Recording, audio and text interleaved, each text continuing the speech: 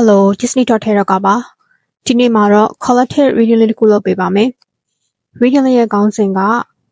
သူနဲ့ကိုနဲ့ရေစက်ကြံသေးရလားဆိုတဲ့ခေါင်းစဉ်ပါဒါဆိုရင်တော့ဒီ reading လေးကိုစလိုက်ရအောင်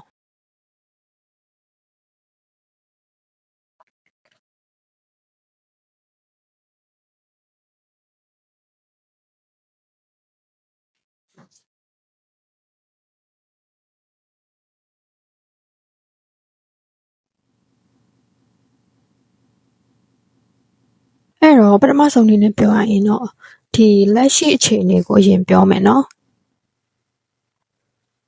လက်ရှိအခြေအနေကဒီမှာ King of Pentacles ဒီ energy ကိုတစ်ဖက်လူရဲ့ energy လို့ခံစားရတယ်တစ်ဖက်လူကဘယ်လိုလူမျိုးလဲဆိုရင်ရှင်းချက်တယ်သူ့ဟာနဲ့သူအမြဲတမ်း plan တစ်ခုရှိတယ်သူ့စိတ်ထဲသူ့ရဲ့ရင်စိတ်ထဲမှာပေါ့နော်အဲ့ backup plan ဆိုတာရှိတယ်သူ့ကိုယ်သူအောင်မြင်အောင်ဘယ်လိုလုပ်ရမလဲဆိုတာသူသိတယ်သူလုပ်စရာရှိတဲ့ကိစ္စတွေကိုသူလုပ်တယ်သူပေးကမ်းစရာရှိတဲ့ကိစ္စကိုသူပေးကမ်းတယ်ဒီလူကအမြဲတမ်းလက်တွေ့ဆန်တယ်သူ့ရဲ့ဘဝကအမြဲတမ်းအဲ့လိုလက်တွေ့ဘဝထဲမှာနေထိုင်တယ်ဖြစ်တဲ့ဖြစ်တတ်တာကိုပဲသူလုပ်တယ် drama မချိုး self control တော်တော်အားကောင်းတဲ့လူထဲမှာပါတယ်အမြဲတမ်းစဉ်းစားတယ်သူ့စိတ်ထဲမှာ long term အတွက်ပဲသူအမြဲတမ်းစဉ်းစားရပေါ့နော်ဒီမှာ nine of cards အရာအတိတ်မှာတော့ကလည်းသူကကိုယ်တော့ချစ်ပါတယ်ဒါပေမဲ့သူ့ကိုယ်သူပိုချစ်တယ်အမြဲတမ်းသူ့ကိုယ်သူဦးစားပေးတယ်သူ့ကိုယ်သူအရန်အထင်ကြီးတယ်သူဟာဒီကိစ္စကိုလုပ်လိုက်ရင်အောင်မြင်မယ်လို့သူ့ကိုယ်သူအမြဲတမ်းယုံကြည်တယ်ကိုထက်သူ့ကိုသူဦးစားပေးတဲ့လူမျိုးထဲမှာပါတယ်ဟိုးလွန်ခဲ့ပြီးတဲ့အတိတ်တွေတုန်းကဆိုရင်ဒီနှစ်ယောက်ဆိုတာကအခုကြည့်နေတဲ့လူနဲ့တစ်ဖက်လူနဲ့ကလေသဘောထားချင်းဘလို့မှမတိုက်ဆိုင်အောင်တယောက်နဲ့တယောက်ကအမြဲတမ်းလွန်ဆွဲနေကြတယ်ကိုကဒါဆိုသူကဟိုကအမတယောက်ကအမြဲတမ်းကြေကွဲနေရတယ်တယောက်နဲ့တယောက်ကလမ်းချင်းလည်းမတူသဘောထားချင်းလည်းမတိုက်ဆိုင်ကြအောင်နှစ်ယောက်ကကွာကိုကသူ့ကိုဖြည့်ဆည်းပေးလိုက်တဲ့အရာကိုတော့မမြင်ဘူးအဲ့လိုမလုပ်ပေးတဲ့တသိမ်းမမွားအရာတွေကိုပဲစဉ်းစားတယ်အများကြီးပေးလိုက်တာတွေကိုခေါင်းနဲ့မထည့်ဘူးမလုပ်ပေးလိုက်တဲ့အရာတွေကိုပဲခေါင်းနဲ့မှထည့်ပြီးရန်နေဖြစ်ပြဿနာတွေတက်အဲ့ဒီအရာတွေနဲ့ပဲနှစ်ယောက်သားအမြဲတမ်းအချိန်ကုန်နေကြတယ်အမှန်ကဆိုလို့ရှိရင်တယောက်နဲ့တယောက် appreciate လုပ်ပေးရမယ်ဟာ appreciate လည်းမလုပ်ပေးပြန်ဘူးတယောက်နဲ့တယောက်အမြဲတမ်းရန်ဖြစ်နေကြတယ်ဘာမဟုတ်တဲ့ကိစ္စနဲ့ပဲအမြဲတမ်းဝမ်းနေနေရတယ်ပေါ့နော်အတိတ်မှာဆိုရင်မကြခင်စိတ်မှာတော့အော်လို့ငါတို့နှစ်ယောက်အကျင့်တွေပြင်ပြီးတော့ငါတို့နှစ်ယောက်အတူတူပဲတစ်သက်လုံးနေသွားကြမယ်ပေါ့နော်အကျင့်တွေပြင်ပြီးငါနဲ့နားမှနေမယ်နင်လဲငါမကြိုက်ရည်ပြင်ဆိုပြီးတခဏတာတော့နှစ်ယောက်သားကအဆင်ပြေသွားတယ်ပေါ့နော်တခဏတာတော့ပဲအကြာကြီးအတွက်မဟုတ်ဘာဖြစ်လို့လဲဆိုတော့ဒီလူကိုတန်ရောစင်ရှိတယ်အချစ်လည်းရှိရအတွက်ဒါပေမဲ့ခွေးမိကောက်ကြောက်စွတ်လို့ပါပဲခဏတာတော့ပြန်အဆင်ပြေသွားတယ်ပေါ့နော်ဟောဒီမှာ for a cup ကြောက်တဲ့တယောက်ကအဲ့လိုပြန်ပေါင်းထုတ်ပြီးမကြခင်မှာပဲအလိုမကြောက်မှုတွေကပြန်ပေါ်လာပြန်ပြီးနင်ကရောဘာဖြစ်လို့ငါဖြည့်ဆည်းပေးတဲ့လောက်နဲ့အလိုမကြနိုင်တာလဲပေါ့နော်ဒီမှာတွေ့လားသူ့ကိုကကမ်းပေးနေတာတော့မှသူကဒီဆုံးရှုံးသွားတဲ့အရာတွေကိုပဲသူ့စိတ်ထဲမှာမြင်ရတယ်အလိုမကြနိုင်ဘူးဘလို့ပဲဖြည့်ဆည်းပေးဒီလူကစိတ်တိုင်းမကြနေဘူးကိုဘလို့ပဲလုပ်ပေးသူ့စိတ်ထဲမှာဒါကိုဘလို့မှသူလက်မခံနိုင်ဘူးဒီ energy ကသူမဟုတ်ရင်ကိုဖြစ်လိုက်မယ်နှစ်ယောက်ထဲကတစ်ယောက်ပဲအဲ့တော့ဒီကလေးပေါ့နော်ဒီ reading ကသူမဟုတ်ရင်ကို reverse ပေါ့နော်ကမ်ပိန်းနေတဲ့လူကသူဆိုရင်ဒီမှာထိုင်နေတဲ့လူကကိုဖြစ်လိုက်မယ်အလိုမကြနိုင်ဘူးတစ်ဖက်လူကဘလောက်ဖြည့်ဆည်းပေးကို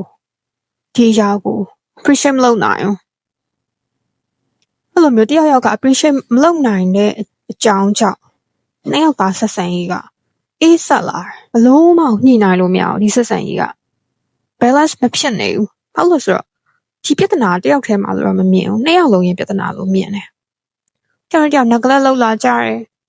တယောက်ဖုန်းခေါ်တာကိုတယောက်မကိုင်ဘူး message တွေမပြန်ဘူးအဲ့လိုအခြေအနေတွေကအဲ့လိုခက်စစ်ကိုဖြတ်တန်းနေရတယ် ညလုံးရဲ့ရှင်ထဲမှာလည်းလို့နာကြီးချက်တွေနာကျင်မှုတွေနဲ့ပေါ့နော်ဘာလို့ဆိုတော့ကိစ္စကတသိမ့်မမွားလေးကိုရင်ဆိုင်မဖြေရှင်းကြတော့ဒီကိစ္စအရန်အကြီးကြီးမားမားဖြစ်သွားတယ်အဲ့ဆိုရင်တော့သိလိုက်ပြီဒီ reading ကိုလာကြည့်နေတဲ့လူကိုယ်တိုင်ကိုကပရိပခဖြစ်ချင်နေတာဘာလို့ဆိုတော့ကိုကတစိမ့်ကိုတအိတ်လုတ်တယ်တစ်ဖက်လူရဲ့ပြဿနာတော့မဟုတ်တော့တော့ဒီ reading ကိုကြည့်နေတဲ့လူကိုယ်တိုင်ကိုကအလိုမကျတာတွေများနေတာတစ်ဖက်လူပေးတဲ့လောက်ကိုလက်မခံနိုင်ဘူးဒါကဒီ reading ကိုကြည့်နေတဲ့လူဖြစ်ပေါ်များတယ်80% လောက်ပေါ့နော်ဒါကိုယ်တိုင်ကအလိုမကျတာတွေတစ်ဖက်လူပေးတာတွေကိုလက်မခံနိုင်ဘူးပြဿနာတသေးမမွားလေးကိုအစပြဿနာအကြီးလုပ်ပြတယ်အဲ့တော့တစ်ဖက်လူကကိုနဲ့အဆင်ပြေခြင်းစိတ်သူ့မှာရှိတယ်ဘာလို့ဆိုသူ့ရင်ထဲမှာကိုနဲ့ပတ်သက်ပြီးတော့အချစ်ရှိတယ်ဒီလူကသူ့ရဲ့ emotional ကိုဖော်ပြတာနှေးကောင်းနှေးလိမ့်မယ်သူကိုယ်စီလာတာသူကိုမမှန်ပေးတာနှေးကောင်းနှေးလိမ့်မယ်ဒါပေမဲ့သူ့ရှင်ထဲမှာ stable ဖြစ်တယ်အခုတွေ့အခုကြိုက်ပုံစံမျိုးမဟုတ်ဘူး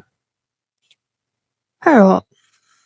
သူကကိုယ့်အတွက်သူ့မှာသူပေးချင်တာရောအများကြီးပဲသိလားဒီလူကအချစ်ရှိရယ်ကိုနဲ့ပတ်သက်ပြီးတော့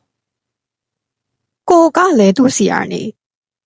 စာရီလိုချင်တာအဲ့လိုဖုန်းကောတွေလိုချင်တာဆိုရင်ဘာဖြစ်လို့တကိုကောင်းဆန်ရတာလဲဘာဖြစ်လို့ selfish အရန်ဖြစ်ရတာလဲအိုင်ကလည်းမချစ်ဘူးမဟုတ်ချစ်တယ်ဆိုရင်ဘာဖြစ်လို့တစ်ဖက်လူကိုလှုပ်ပေးတဲ့အရာတွေကို appreciate မလုပ်နိုင်ရလဲတစ်ဖက်လူကကိုထင်တယ်လို့မဆိုးရွားနေဘူးအဲ့တော့ဒီမှာတွေ့လား The Tower ရေစကကုံသွားပြီလားဆိုရင်တော့မကုံသေးဘူးလို့ပြောလို့ရမယ်ဘာလို့လဲဒီမှာပြဿနာအကြီးကျယ်တက်သွားမယ်လုံးဝ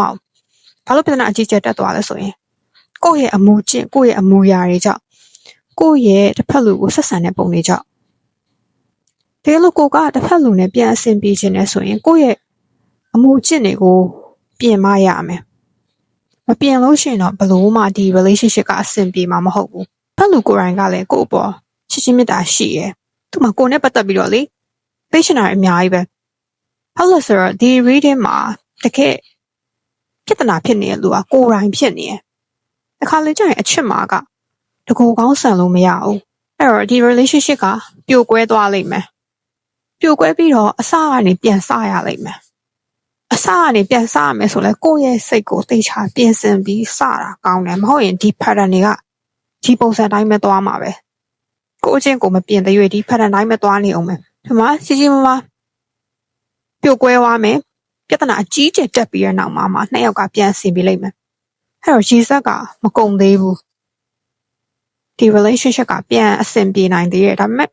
ကိုယ့်ရဲ့အမူအကျင့်တွေကိုမပြင်နိုင်ဘူးဆိုရင်တော့ဒီ relationship ကပြတ်မှာပဲဒါဆိုရင်ဒီ reading လေးကဒီလောက်ပါပဲအရာအလုံးကကိုယ့်ပေါ်မူတည်နေတာဖြစ်တဲ့အတွက်ကိုယ့်စိတ်ကိုသေချာ control လုပ်နိုင်ဖို့အကြံပေးချင်ပါတယ် personal reading နဲ့မေးချင်တယ်ဆိုရင်တော့ကျွန်မရဲ့ Facebook page မှာမေးလို့ရပါတယ်အားလုံးပဲမင်္ဂလာရှိသောနေ့လေးဖြစ်ကြပါစေ